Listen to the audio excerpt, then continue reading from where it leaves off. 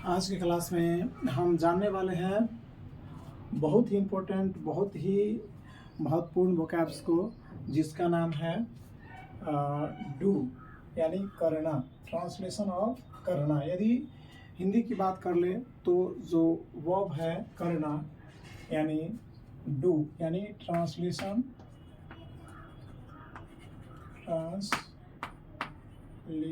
Of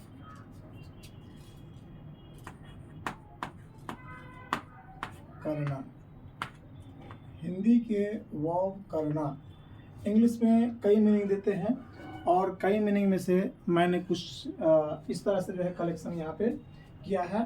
तो चलिए आइए जानते हैं। सबसे पहला वर्ड है हमारा इंग्लिश का डू। डू मीन्स क्या होता है? करना। किसी काम को करते हैं, कोई होमवर्क हो या कोई अपना काम करते हैं तो उसके सेंस में क्या यूज़ करते हैं? डू यूज़ करते हैं। I have done the work, I have done my work, नहीं आई हैव कंप्लीटेड यानी डन डू के सेंस में होता है। ठीक है। दूसरा है आपका टॉयल। टॉयल मीन्स होता है कठिन परिश्रम करना। क्या होता है? कठिन परिश्रम करना। यदि कोई बहुत मेहनत करता है तो उसके लिए हम टॉयल वर्ड यूज करते हैं। तो क्या होता है? जैसे आई टॉयल फॉर द एग्जाम, मैं परीक्षा के लिए, एग्जाम के लिए कठिन परिश्रम करता हूँ।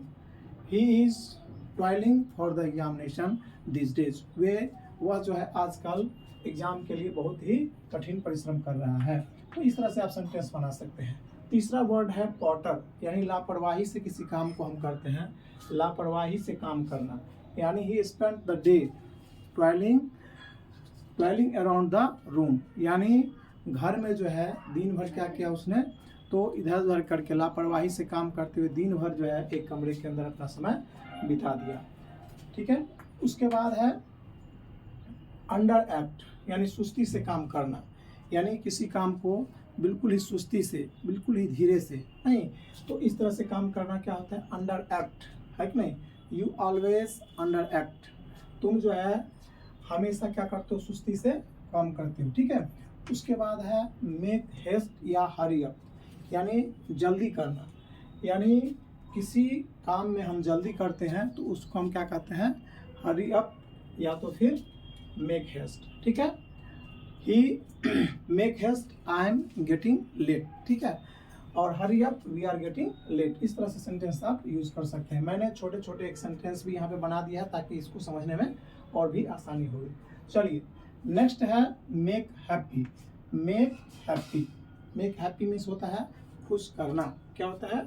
मेक हैप्पी मीन्स क्या होता है? कोलोकेशन है मेक और उसके बाद हैप्पी। हैप्पी मतलब खुश होता है। ठीक है। तो मेक हैप्पी मतलब क्या होता है? खुश करना।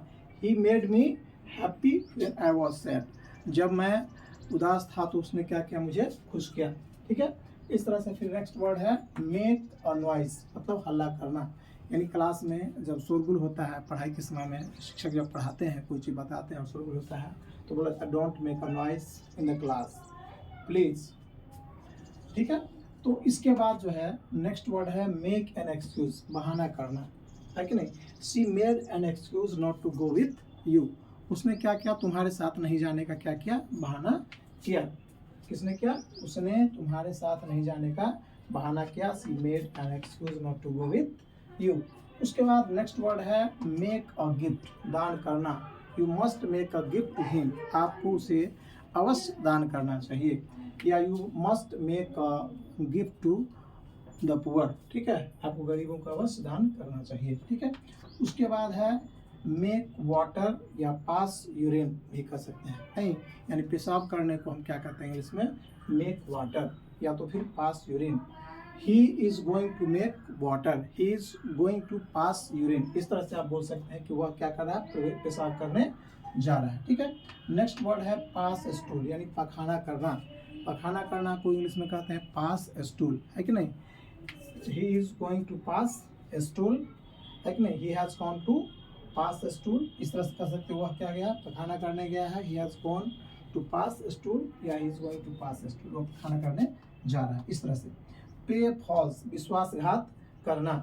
She played false with you, उसने तुम्हारे साथ क्या किया? विश्वासघात किया। तो प्ले फॉल्स क्या होता है? पे फॉल्स, सॉरी, पे फॉल्स मीन्स क्या होता है? विश्वासघात करना। पे मतलब क्या होता है? वैसे चुकाना होता है, लेकिन यहाँ पे पे फॉल्स मीन्स क्या होता है? विश्वासघात करना। उसके बाद नेक्स्ट वर्ड है बियर अप, सहन करना। बियर अप मीन्स होता है सहन करना। She bore up all the troubles when she was ill. जब वह बीमार थी तो उसने क्या किया, वो सारी कठिनाइयों को क्या किया, उन्होंने सहन किया। ठीक है। नेक्स्ट एंड लास्ट वर्ड है बियर आउट, साबित करना। I have two reason, I have reasons to bear out my innocence.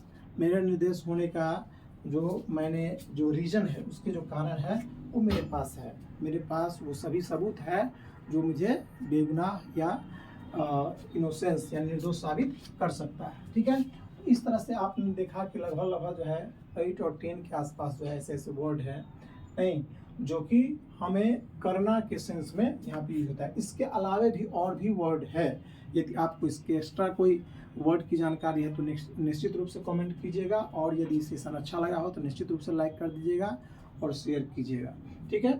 चलिए आज के क्लास में बस इतना ही, मिलते हैं फिर नेक्स्ट क्लास में, और इस क्लास को वॉच करने के लिए बहुत बहुत धन्यवाद।